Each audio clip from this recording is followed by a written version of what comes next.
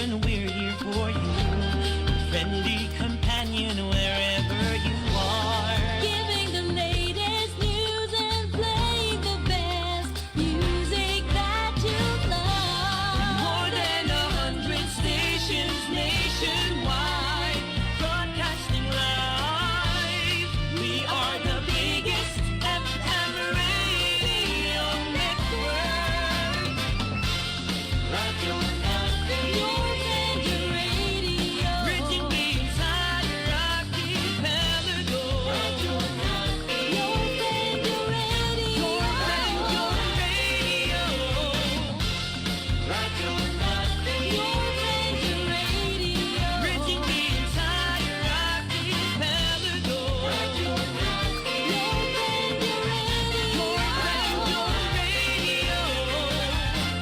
Radio Natin.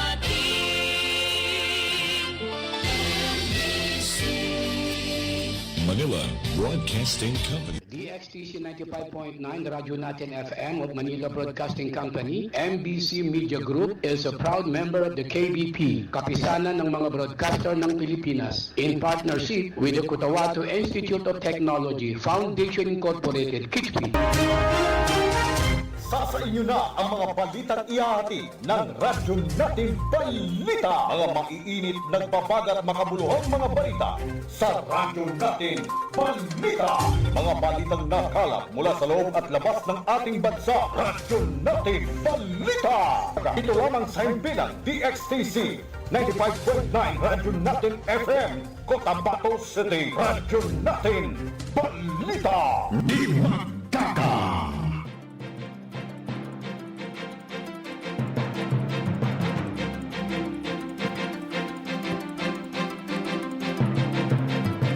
DXTC 95.9 na Radyo Natin FM Cotabato City is a proud member of the KBP, Kapisanan ng mga Broadcaster ng Pilipinas of MBC Manila Broadcasting Company or Media Group. Itama po ang inyong mga oras sa buong kapuluan na 2 minuto makalipas ang alas 7 ng umaga. Magandang umaga, Central Mindanao. Welcome aboard sa Radyo Natin Balita. Ngayon ay araw ng Martes, ika-21 sa buwan ng Abril 2026 at ika-4 sa buwan ng Julhijjah or Julhijjah 1447 sa Islamic Hijra Calendar. Sa ngalan po ng aming butihing station manager sa aming admin officer KBP license, Sir PB Jawaril, at sa aming news head, Miss Noronisa Mamital Kusin. Sa aming mga media technician, ako po ang inyong makakasama sa loob ng 30 minuto. Radyo Natin Caroline Abbas.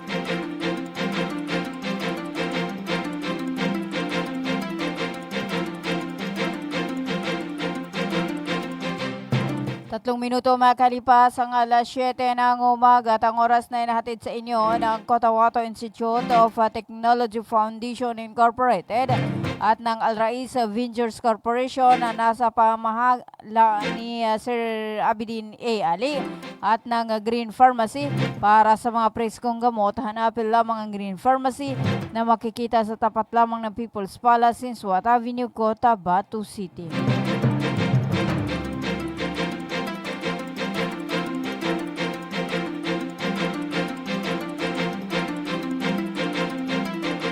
Apat na minuto makalipas ang alas 7 ng umaga at bago natin dakuan ang ating mga balita, alamin muna natin ang lagay ng panahon ngayong araw ng Martes.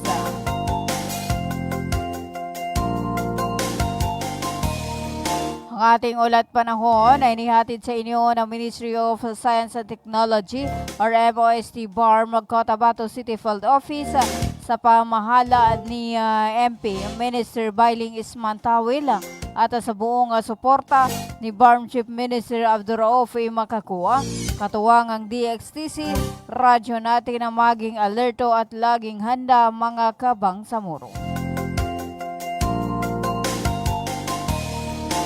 At sa ating ulat panahon, base sa inilabasan ng Pag-asa, alas 5 ng umaga, ang Estelisa ay nakakaapekto sa Mindanao. Ang rehiyon ng Bangsamoro Autonomous Region in Muslim Mindanao ay makakaranas sa maulap hanggang sa maulap na kalangitan na may pulo-pulong pag-ulan, pagkulog at pagkidlat dulot ng localized thunderstorm. Posible ang pagbaha o pagguho ng lupa tuwing may matinding pagkulog at pagkidlat. Ang hangin ay nasa mahina hanggang sa katamtaman na nagmumula sa direksyon ng silangan hanggang hilagang silangan at ang alon sa mga baybaying dagat ay magiging banayad hanggang sa katamtaman. Ang temperatura ay nasa pagitan ng 34.0 degrees Celsius hanggang 23.0 degrees Celsius. Samantala, ang heat index ay nasa 40 degrees Celsius. Sumikat ang araw kanina alas 5:33 ng umaga at lulubog alas 5:51 ng hapon. At yan ang ating ulat panahon mula sa DOST Pag-asa Cotabato. At ang ating ulat panahon ay nihatid sa inyo ng Ministry of Science and Technology or MOST BARB. At sa buong suporta ni BARM Chief Minister Abdurraouf Makakuwa, katuwangang DXTC, laging handa, laging alerto mga kabangsamoro.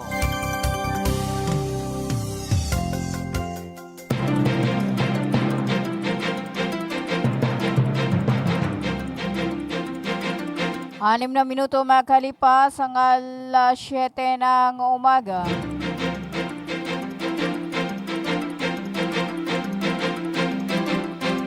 At para sa ating pangunang balita, inimbitahan ni Mayor Bruce Matabalaw si Minati Kagapi upang makipagdialogo at personal na marinig ang kanyang karanasan sa Mayor's Action Center. Sa pag-uusap, nagpaabot ng paumanhin ang alkalde ng Cotabato City sa naging karanasan ni Mina, kasabay ng paglilinaw na siya ay maayos na inasikaso at natanggap sa tanggapan, subalit kinakailangang umalis agad. Sa kabila nito, tiniyak ng alkalde na mabibigyan siya ng nararapat na tulong. Agad naman na nagpaabot ng suporta ang lungsod para sa anak ni Mina na may sakit sa puso at nakatakdang operahan ngayong darating na June sa Cotabato Regional and Medical Center, kabilang ang gamot, hospitalization at iba pang gastusin. Bilang isang stroke survivor, tinulungan din si Mina sa kanyang maintenance medicine. Nakipag-ugnayan na rin ang Mayor's Action Center upang masuportahan ang pangangailangan sa blood transfusion ng bata.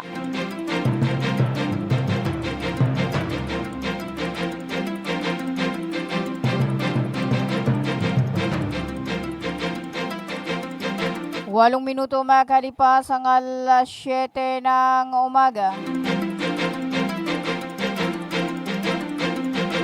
Para sa iba pa nating mga balita, nakipagpulong ang ilang mga ulama sa pangunguna ni Sheikh Abu Khair Inidal, kasalukuyan na Pangulo ng Jamiat Cotabato Hashim Ali, kay Vice Mayor Suharto Bo Hasim upang talakayin ang kasalukuyan na sitwasyong pampolitika sa bayan. Sa nasabing pagpupulong, tinalakay ang paglitaw ng iba't ibang partidong politikal sa tugunan, bukod sa United Bangsamoro Justice Party or UBGP ng Moro Islamic Liberation Front or MILF. Mariing ipinahayagan ni Hashim ang kanyang paninindigan na mananatili siyang tapat sa UBGP anuman ang mangyari. Binibigyang din ang mahalagang papel ng mga ulama sa paghikayat sa taga-suporta ng partido na manatiling magkaisa o nagkakaisa, lalo na sa loob ng Tugunan Special Geographic Area or SGA Barma. Dagdag pa ng BC Alcalde Bagamat may mga sumasapi sa isang partido nga politikal sa rehiyon, mas mainam na igalang ang kanilang desisyon at iwasan ang pangungutya upang mapanatili ang pagkakaisa sa komunidad.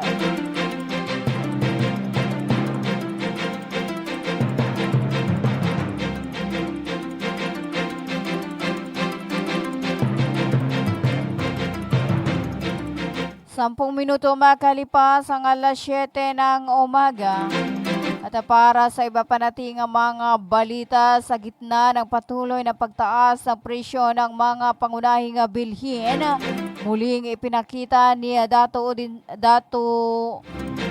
Armio Dato Syami Mastura ng Sultan ng Kudarat ang kanyang malasakit at patunay na pagmamahal sa mamamayan ng Sultan ng Kudarat. Na mahagi siya ng bigas sa mga masisipag na market vendor. Mga taong araw-araw ay nagsisikap kumita para sa kanilang pamilya sa kabila ng hirap ng buhay.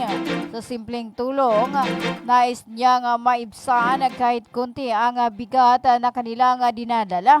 Lalo na sa panahon ngayon naramdam ang pagtaas ng gastusin. Ang bawat sako ng bigas ay hindi lamang tulong sa pagkain, kundi simbolo ng pagkalinga, pagkakaisa at pag-unawa sa kalagayan ng bawat kababayan. Ipinakita nito na sa kabila ng mga pagsubok, may leader na handang umalalay at makinig sa mga ganitong hakbang, lalo nating nararamdaman na hindi tayo nag-isa. Sama-sama tayong babangon, magtutulungan at patuloy na labanan para sa mas maayos na kinabukasan.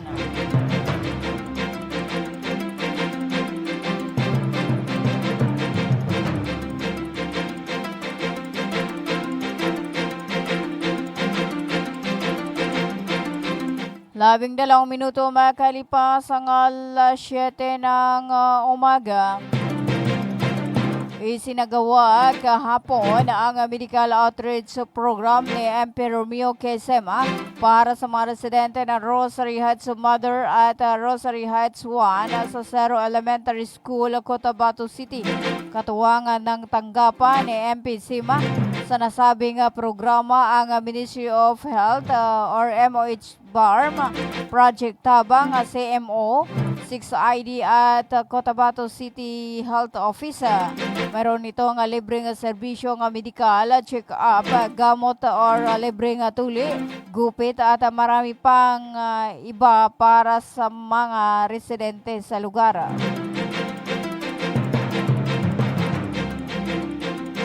Labing 3 minuto makalipas ang alas 7 ng umaga. Para sa iba pa nating mga balita, nagsagawa ng mga serye ng mga courtesy meeting at mga aktibidad si Boldon Mayor Pahmia Manalaw Masurong sa pagmomonitor ng audit kahapon ika-20 sa buwan ng Abril 2026 bilang bahagi na patuloy na commitment ng LGU sa katapatan, pananagutan at pagpapatibay ng mga ugnayan.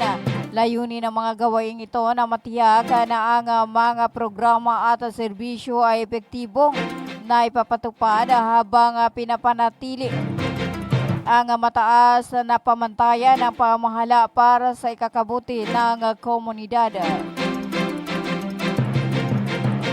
14 na minuto makalipas ang alas 7 ng umaga. At para sa iba pa nating mga balita, nasawi ang isang engineer matapos itong pagbabarili na sa National Highway na poblasyon sa bayan ng Buluan ng Maguindanao del Sur. Gabi ng Lunes or kahapon, ika-20 sa buwan ng Abril taong kasalukuyan. Ayon sa ulat ng PNP, kinilala ang biktima na si Engineer Abdul Ambroso Sandigan, 65 taong gulang at residente ng Tacurong City.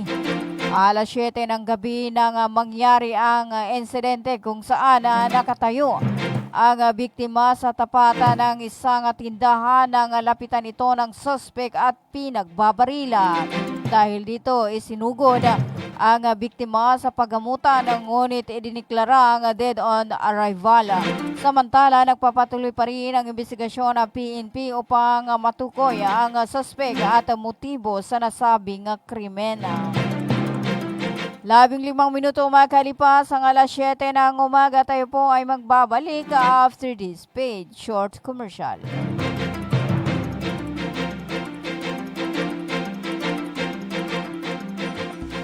Magandang araw mga magulang at kabataan!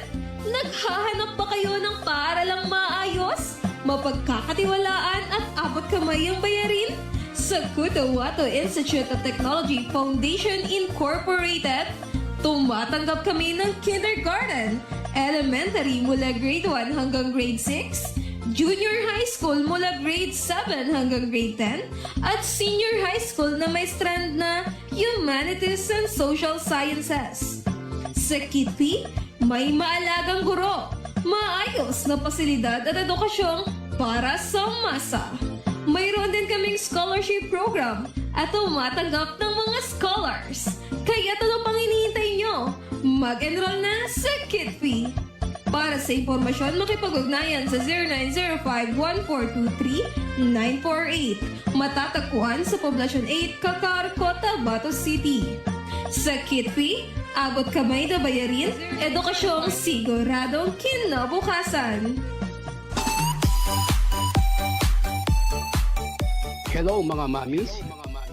Gusto nyo bang manganak sa dekalidad at libreng paanakan? Halina at puntahan ang Bagwa Lying-in Clinic. Libreng manganak at kasama na ang family planning. Kaya mga mamis, simulan na ang libreng pagpapacheck-up. Dito lang yan sa Bagwa Lying-in Clinic. Open 24 hours at PhilHealth accredited. Narito ang kanilang mga services offered. Family planning, IUD insertion or removal, check-up, pill supply, condom supply, DMPA injection, referrals for bilateral ligation, BTL, natural family planning, NFP method, counseling, maternal and child health, physical exam, breast exam, pelvic exam, prenatal care, postnatal care, pap smear, well body care, immunization, breastfeeding, cord dressing, whey taking, safe, normal, spontaneous delivery, newborn screening. For other services, you may please contact our midwife at landline number 557-4422 or a cellphone number 0917-531-6697. Para sa mga karagdagang katanungan, pwede kayong bumisita anumang oras sa Bagwa Lying-in Clinic at hanapin lamang ang kanilang clinic manager. Ang Bagwa Lying-in Clinic ay matatagpuan sa Quimpo, Bagwa 2, Cotabato City. Owned and managed by Madam Fe Camano Mandi. Tandaan mga mamis, Bagwa Lying-in Clinic.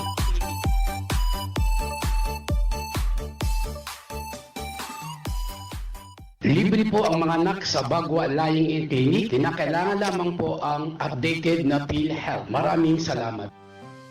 Bay, siya kapan? Why, Bapa, nana ko din.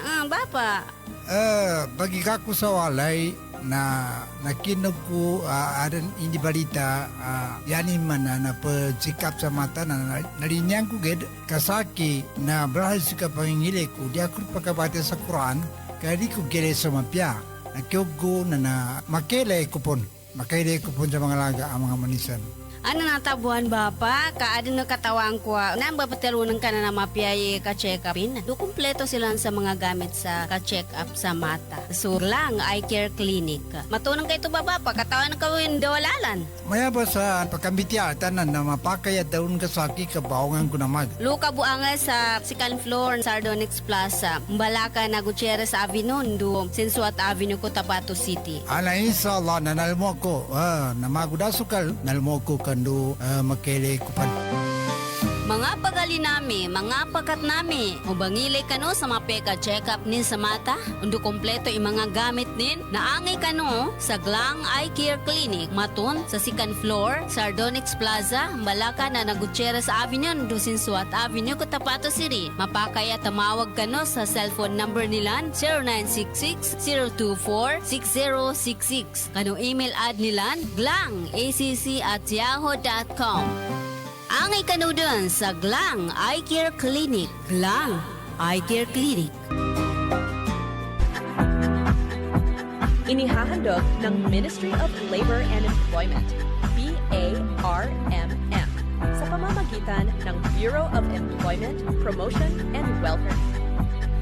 Mole Job Portal project na binuo para sa mga aplikanteng naghahanap ng trabaho at mga pribadong establishmento, kumpanya at recruitment agencies na nangangailangan ng mga trabahante. Libre. Madali. Ligtas gamitin para sa mga job seekers at employers.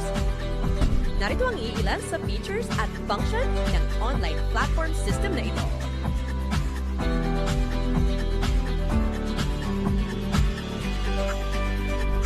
O di kaya'y bisitahin lamang ang website na ito.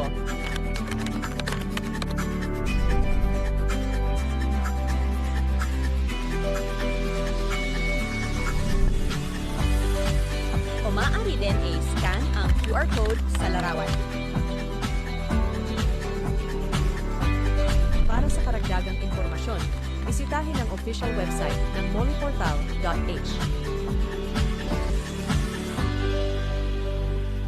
Bumili at manalo ng 300 trips to Mecca raffle promo sa KCC Mall of Cotabato. May 1 raffle entry sa bawat 200 pesos sa KCC Department Store o 1 raffle entry sa bawat 500 pesos sa KCC Supermarket gamit ang KCC Forever Bonus Card. May chance ka pang manalo ng 40 million shopping money. Milyong exciting prizes. KCC Supermarket, nakabarato. Everything's here at KCC for you. When we crave to have fun, yet our tummies want some, everyone is thinking of a crunch. With grilled chicken inside and if deliciously fried, Virginia crunchy chicken nuggets. Here it is, it's extraordinarily crunchy. Virginia crunchy chicken nuggets. It's real chicken goodness, tasty oh yes, crunchy goodness in every bite. Virginia Crunchy Chicken Nuggets. Your Virginia Crunchy Chicken Nuggets is available nationwide. Head to your nearest Virginia factory outlets and all leading supermarkets. Virginia Crunchy Chicken Nuggets is under Virginia Food Incorporated Crunchy line. Magandang araw mga magulang at kabataan! Naghahanap ba kayo ng paaralang maayos, mapagkakatiwalaan at abot kamay ang bayarin? Sa Cotabato Institute of Technology Foundation Incorporated, tumatanggap kami ng kindergarten, elementary mula grade 1 hanggang grade 6, junior high school mula grade 7 hanggang grade 10, at senior high school na may strand na Humanities and Social Sciences. Sa Kitpi, may maalagang guro, maayos na pasilidad at edukasyong para sa masa. Mayroon din kaming scholarship program at tumatanggap ng mga scholars. Kaya ano pang hinihintay nyo? Mag-enroll na sa Kitpi. Para sa impormasyon, makipag-ugnayan sa 0905-1423-948. Matatagpuan sa Poblacion 8, Kakar, Cotabato City. Sa Kitpi, abot kamay na bayarin, edukasyong siguradong kinabukasan. Ganito yon sabihin ko sa inyo. Makinig kayo. Binabati ko po kayo at inanyayahan na makinig dito lang sa himpilang DXTC 95.9 Radyo Natin FM Cotabato City. Maraming salamat po. Sabihin ko sa inyo, di magaga. Itama po ang inyong mga oras sa buong kapuluan na 24 na minuto makalipas ang alas 7 ng umaga.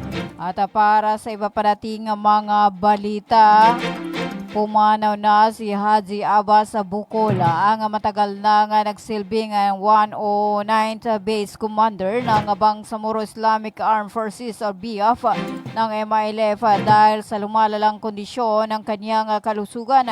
Kinilala si Bukola bilang isa sa mga haligi ng armadong pakikibaka sa mga lalawigan ng Maguindanao del Sur, Sultan Kudarat, North Cotabato.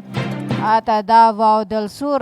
Inialay niya ang kaniyang buhay sa hadikain ng Bangsamoro para sa karapatan sa sariling pagpapasya.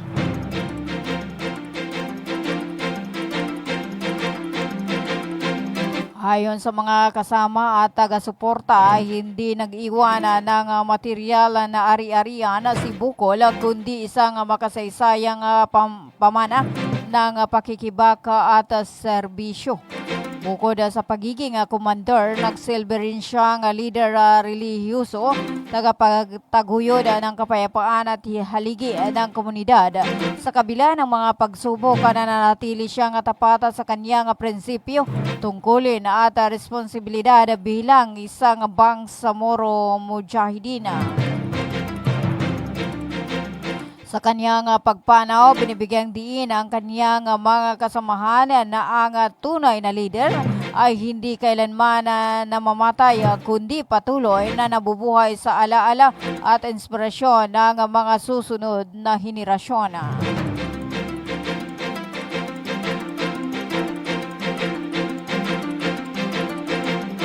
26 na minuto makalipas ang alas 7 ng umaga at para sa iba pa nating mga balita. Nakatakda ang unang regular na halalan para sa Bangsamoro Parlamenta sa araw ng Lunes ay 14 sa buwan ng Setyembre taong kasalukuyan. Kasunod ng paglagda ni Ferdinand Marcos Jr. sa Republic Act No. 12317 at alinsunod sa Memorandum No. 260432. Ayon sa schedule, magsisilbing gabay ang inilabas na timeline para sa mga pangunahing aktibidad kaugnay ng halalan, kabilang ang paghahanda ng mga ahensya at mga kalahok sa proseso ng eleksyon. Ang nalalapit na halalan ay inaasahang magiging mahalagang hakbang sa pagpapatibay ng sistema ng pampolitika at demokratikong proseso sa Bangsamoro. Layunin ng nasabing schedule na matiyak ang maayos at organisadong pagsasagawa ng halalan sa rehiyon na kauna-unahang sa ilalim ng Bangsamoro Autonomous Region in Muslim Mindanao.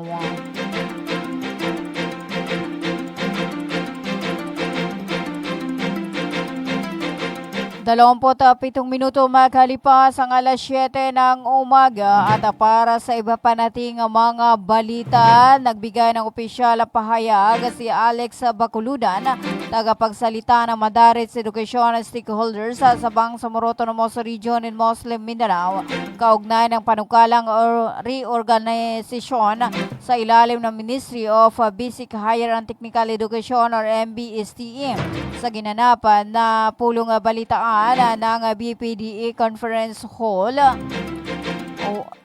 dito sa lungsod noong araw ng Lunes. Binibigyan din ni Baculudan na ang sinusuportahan ng kaniyang grupo ang mga reforma nga naglalayong mapabuti ang sistema ng pamahalaan, ngunit iginiit niya na ang mga pagbabagong ito ay dapat isagawa ng may pag-iingat at pananagutan. Ayon pa sa kanya, ang Madaris Education ay hindi lamang isang simpleng programa, kundi isang mahalagang bahagi ng identidad at edukasyon ng mga Bangsamoro. Aniya, ang anumang hakbang na pagpapahina o paghihiwalay dito sa basic education ay maaaring magdulot ng negatibong epekto sa kalidad ng edukasyon at sa mga komunidad ng kanilang pinaglilingkuran. Dagdag pa nito, mahalaga ang patuloy na integrasyon ng Madaris at basic education sa loob ng isang sistema upang mapanatili ang maayos na daloy ng kurikulum at mga pulisiya. Iminungkahi rin niya ang mas pinalakas na desentralisasyon sa halip na paghati-hatiin ng istruktura upang mas maging epektibo ang pagtugon sa pangangailangan ng mga lokal na komunidad. Nananawagan si Baculudan sa Bangsamoro Parliament na isaalang-alang ang kapakanan ng mga mag-aaral at ang pangmatagalang epekto ng mga reforma sa sektor ng edukasyon. Nakalikom din ang kanilang grupo ng 26,091 na lagda sa kanilang mga kasamang Aysala teachers na simbolo sa kanilang pagkakaisa upang tutulan ang ipinapanukalang BTA Bill number 47 na anila ay labag sa Comprehensive Agreement and Bangsamoro or CAB. Ayon pa sa grupo ni Bakuludan, kanilang isusumite sa tanggapan ng Bangsamoro Parliament ang kanilang nakalapan na lagda. Anila ang pahayag ay bahagi ng kolektibong paninindigan ng libo-libong stakeholder ng Madaris Edukasyon sa BERMM na layong mapanatili at mapalakas ang kanilang sistema ng edukasyon.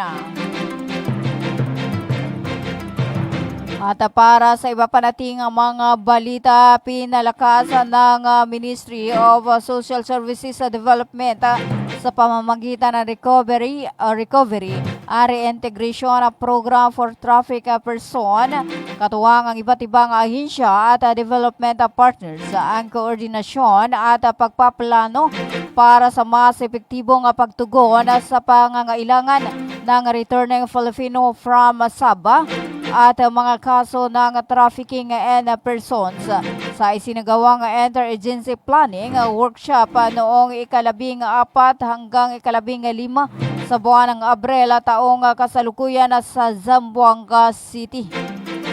Layunin ng workshop na isahin ang pananaw ng mga ahensya, buuin ang research framework at methodologies at makabuo ng isang action plan para sa mas malalim na pag-aaral sa sitwasyon ng mga RFS.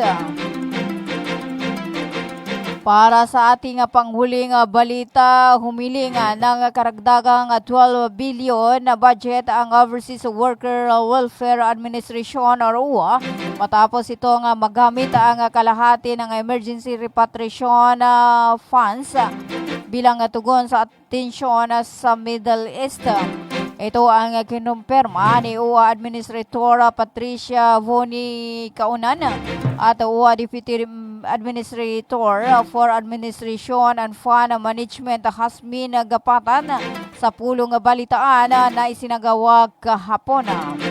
Ang inisyal na emergency repatriation funding ng UWA ay nagkakahalaga ng 1.286 billion at ngayon ay nagastos na ang 700 million para rito.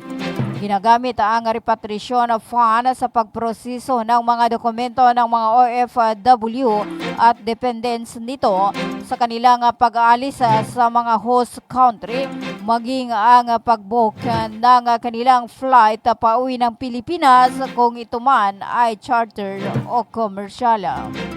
33 minuto makalipas ang alas 7 ng umaga at yan na po ang kabuuan ng ating radyo natin na balita. Ngayon ay araw ng Martes, ika-21 sa buwan ng Abril 2026, ika-4 sa buwan ng Julhadja 1447 sa Islamic Isra calendar. At bago ho tayo magpaalam, hello po kay Ma'am Simba Yadam, good morning. Yes, nakikinig po kami ngayon, watching from Almonte Extension, Puro Kabuala na Poblacion 2, Cotabato City. Salamat at God bless you too. At hello po, assalamualaikum ati DJ Ati Maya, mapita po. At hello po kay DJ Lady ang aming Moro Artesa dito sa 95.9. 33 minuto makalipas ang alas 7 ng umaga. Sa ngalan po ng aming butihing station manager sa aming admin officer KBP license, Sir PB Jawaril, at sa aming news head, Miss Noronisa Mamital Kusin. At sa aming mga media technician, ako po ang inyong nakasama ngayong araw, radyo natin Caroline Abbas. Magandang umaga, Central Mindanao. Manatiling nakatutok sa 95.9 na radyo natin FM Cotabato City. Tuloy-tuloy sa pagbabalita, tuloy-tuloy sa serbisyo. Sama-sama tayo Pilipino at sama-sama tayo Bangsamoro. ganito yon sabihin ko sa inyo. Makinig kayo. Binabati ko po kayo at inanyayahan na makinig dito lang sa himpilang DXTC 95.9 Radyo Natin FM, Cotabato City. Maraming salamat po. Sabihin ko sa inyo, di magaga.